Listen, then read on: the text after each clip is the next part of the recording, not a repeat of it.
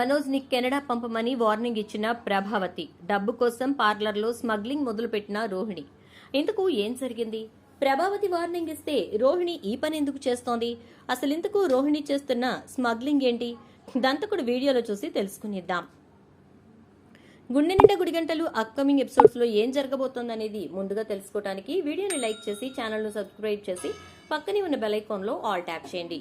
మొత్తం మీదకి చూసుకున్నట్లయితే కనుక మనోజ్ అయితే గుడి దగ్గర స్వామీజీ చెప్పితే ఖచ్చితంగా తన జీవితం మారుతుందని చెప్పి నమ్మి జాగ్రత్తగా వెళ్లి కూర్చుని అడుక్కోవడం మొదలుపెట్టాడు.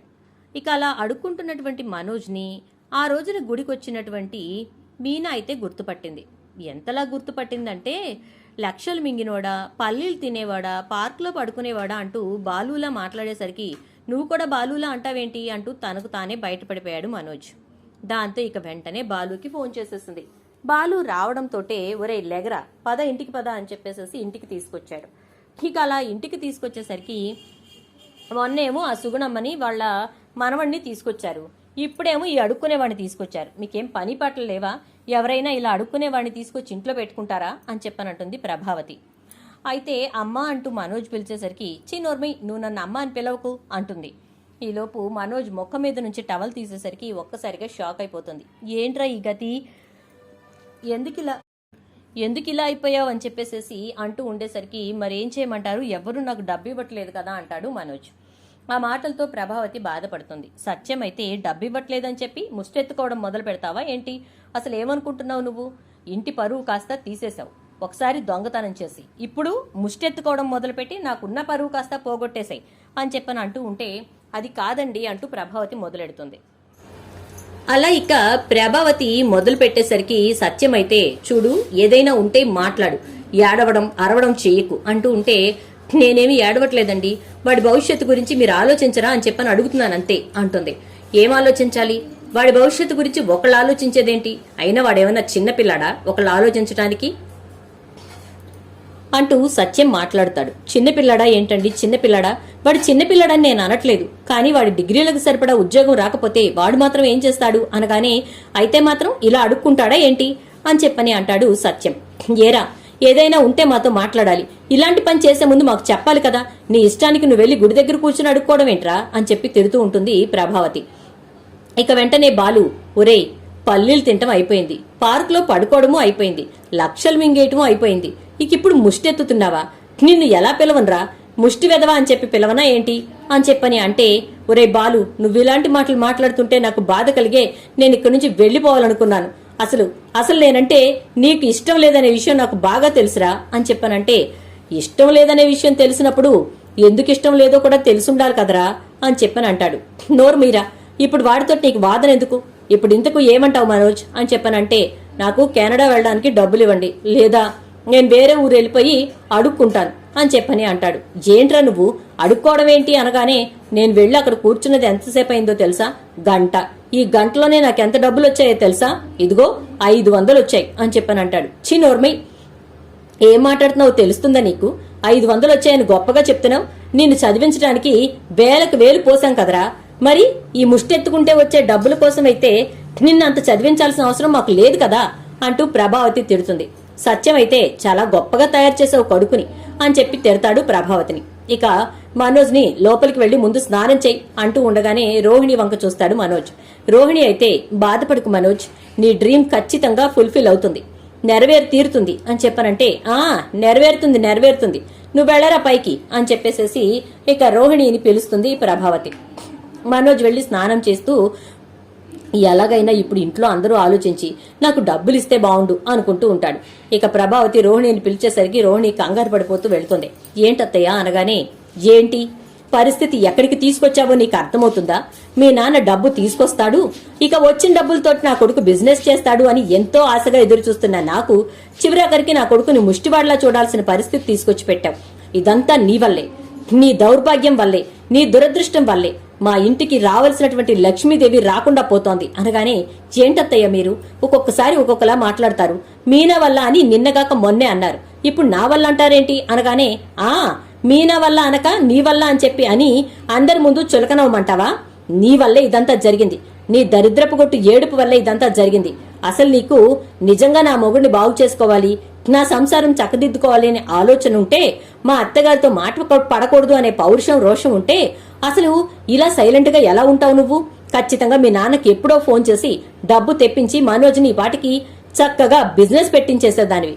కానీ అలాంటి ఆలోచన నీకు లేదు కదా అంటే, చూడండి అత్తయ్య, మీకు కావాల్సింది డబ్బు. అది కూడా మీ అబ్బాయి ఇప్పుడు కెనడా వెళ్ళడానికి 14 లక్షలు అంతే కదా అని అంటే, అది మీ నాన్న దగ్గర నుంచి రావాలి అంటుంది.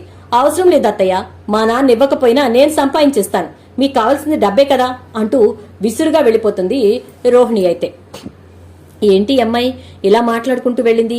ఏం చేయబోతుందో ఏంటో, ఏమైనా చేయని, నాకెందుకు, డబ్బు తీసుకొస్తుంది కదా అని చెప్పని అనుకుంటుంది ప్రభావతి. ఇక రోహిణి పార్లర్కి వెళ్లి కూర్చుని ఆలోచిస్తూ ఉంటుంది. విద్య అక్కడికి వస్తుంది. ఏంటే ఏం ఆలోచిస్తున్నావంటే, ఏం చేయమంటావు? తొండ ముదిరి ఊసరవల్లైనట్టు మా అత్తగారి ఆశలు కోరికలు ఇంకా ఇంకా పెరిగిపోతున్నాయి. ఇప్పుడు కొడుకుని అర్జెంటుగా కెనడా పంపించాలంట, దానికోసం డబ్బులు నేను తేవాలట. నేను తెస్తానని చెప్పి వచ్చేసానంటుంది. ఏం మాట్లాడుతున్నావే? కెనడా వెళ్ళడానికి మనోజ్కి కావాల్సింది 14 లక్షలు అన్నావు, ఎక్కడి నుంచి వస్తాయి అని చెప్పని అంటుంది. ఎక్కడో ఒకక్కడి నుంచి తీసుకురావాలి, నా వల్ల అయితే కాదు. ఆవిడతో మాటలు పట్టం, ఆవిడనే మాటల్ని పడుతూ ఆ ఇంట్లో ఉండడం, వదిలేసి యువతలకు వచ్చేద్దామా అంటే, ఒకసారి ఆల్రెడీ జీవితం నాశనం అయిపోయి ఉన్నాను, మళ్ళీ ఈసారి కూడా జీవితాన్ని పాడు చేసుకోవటం నాకు ఇష్టం లేదు అని చెప్పని అంటుంది. నీకు మనోజ్ అన్నా కూడా చాలా ఇష్టం కదే అంటుంది విద్య. అవును, మనోజ్ మంచితనం నాకు ఇష్టం, చాలా అమాయకుడే, ఎవరేది చెప్పినా నమ్మేస్తాడు. కెనడా వెళ్లాలన్న పిచ్చి తప్ప ఇంకేమీ లేదు. తినేయాలి, పడుకోవాలి, ఇంతే, ఇంకా అంతకుమించి ఏం ఆలోచించడు అంటూ ఉంటుంది. మీ ఆయన గారిని పొగిడింది చాలు, కానీ ఇప్పుడు 14 లక్షలు ఎక్కడి నుంచి తెస్తావో ఆలోచించు అని చెప్పానంటే, ఆ విషయం మాట్లాడదామని నిన్ను రమ్మన్నాను అంటుంది. ఏంటా విషయం అంటే, లాస్ట్ టైం ఒకసారి నువ్వు నాకు ఒక విషయం చెప్పావు గుర్తుందా? బ్యూటీ పార్లర్ ద్వారా స్మగ్లింగ్ ఈజీగా జరుగుతుంది, సో ఇక్కడి నుంచి స్మగ్లింగ్ చేయడానికి మనం ఛాన్స్ ఇస్తే చాలు అని చెప్పావు అని అంటుంది. అవును, ఆ ఆఫర్ ఉంది ఉండటానికి, కానీ ఇప్పుడు ఇది మన బ్యూటీ పార్లర్ కాదు కదా అని చెప్పని అనగానే, ఇప్పుడు కాకపోవచ్చు, ఫ్యూచర్లో మందే అవుతుంది కదా, ఈ స్మగ్లింగ్ వ్యాపారం ఏదో ఇక్కడే మొదలు పెడదాం అంటుంది. ఒసేయ్, ఏమనుకుంటున్నావు? ఇది క్వీన్స్ వాళ్ళది, అడుగడుగునా సీసీ కెమెరాలు ఉన్నాయి కదా అంటే, అడుగడుగునా సీసీ కెమెరాలు ఉన్నా కూడా ఇదంతా నడిపేది నేనే కాబట్టి ఎగ్జాక్ట్ గా వాళ్ళు వచ్చి వెళ్లేటప్పుడు సీసీ ఆఫ్ చేసేస్తాను అని చెప్పని అంటుంది. అలా చేద్దామంటావా? పర్వాలేదా? రిస్క్ ఉండదా అని చెప్పేసి అంటూ ఉంటుంది విద్య.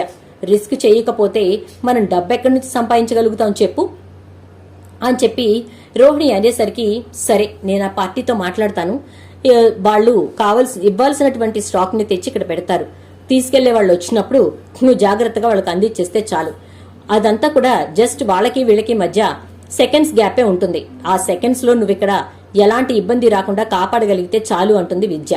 సరే అయితే నేను చూసుకుంటాను, నువ్వు వాళ్ళతో మాట్లాడంటుంది రోహిణి. కానీ ప్రతి డీల్ కి కూడా ఖచ్చితంగా 2 లక్షల రూపాయలు కావాలని చెప్పని అంటుంది.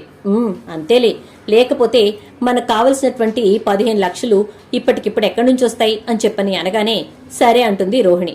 ఇక అలా అనుకున్న తర్వాత విద్య తనకు తెలిసిన వాళ్ళ దగ్గరికి వెళ్లి మాట్లాడేసరికి వాళ్ళు కూడా డీల్ కి 2 లక్షలు చొప్పున ఓకే చేస్తారు. దాంతో ఇక రోహిణి అయితే ప్రతి రోజు కూడా ఒక డీల్ చేయటం స్టార్ట్ చేస్తుంది. అలా చేసినటువంటి రోహిణి కేవలం 10 రోజుల్లోనే 20 లక్షల రూపాయలు సంపాదిస్తుంది. అలా సంపాదించిన తర్వాత ఆ డబ్బును తీసుకెళ్లి ప్రభావతి చేతికిచ్చి, ఇదిగోండి అత్తయ్య 20 లక్షల రూపాయలు, ఈ డబ్బుతోటి మీ అబ్బాయిని కెనడా పంపించి మీ అబ్బాయికి కావాల్సినవి అన్ని కొనిచ్చి ఇంకా మిగిలినవి మీ చేతిలో పెట్టుకోండి, సరేనా అంటుంది. ఎక్కడిదమ్మా ఇంత డబ్బు, మీ నాన్నబగాని బయటకు వచ్చేసారా ఏంటి అని చెప్పానంటే, ఏమైతే ఏమైందిలే అత్తయ్య, మొత్తానికి మీకైతే డబ్బులు వచ్చేసాయి కదా, ఇంక ఇబ్బంది ఏముంది, పంపించుకోండి అని చెప్పని అంటుంది. దాంతో ఒక్కసారిగా ప్రభావతి సరేనమ్మా అయితే అని చెప్పి ఇక డబ్బులతోటి మనోజ్కి కెనడా పంపించే ఏర్పాట్లు మొదలు పెడుతుంది. మరి కెనడా వెళ్ళినటువంటి మనోజ్ ప్రభావతి వాళ్ళని చూసుకుంటాడా? మరిక మనోజ్ని పంపించిన తర్వాత రోహిణి ఈ స్మగ్లింగ్ బిజినెస్ కంటిన్యూ చేస్తుందా? మరి అలా స్మగ్లింగ్ చేస్తున్నటువంటి రోహిణి ఎప్పుడు పట్టుబడబోతోంది, ఎలా బయటపడబోతోంది, ఇదంతా కూడా రాబోయే ఎపిసోడ్స్ లో చూద్దాం. వీడియో నచ్చితే లైక్ అయితే చేసి వీడియోని షేర్ చేసేయండి. అలాగే ఛానల్ ని సబ్స్క్రైబ్ చేసుకోండి, పక్కనే ఉన్న బెల్ ఐకాన్ లో ఆల్ ట్యాప్ చేయడం మాత్రం అస్సలు మర్చిపోకండి. Thank you.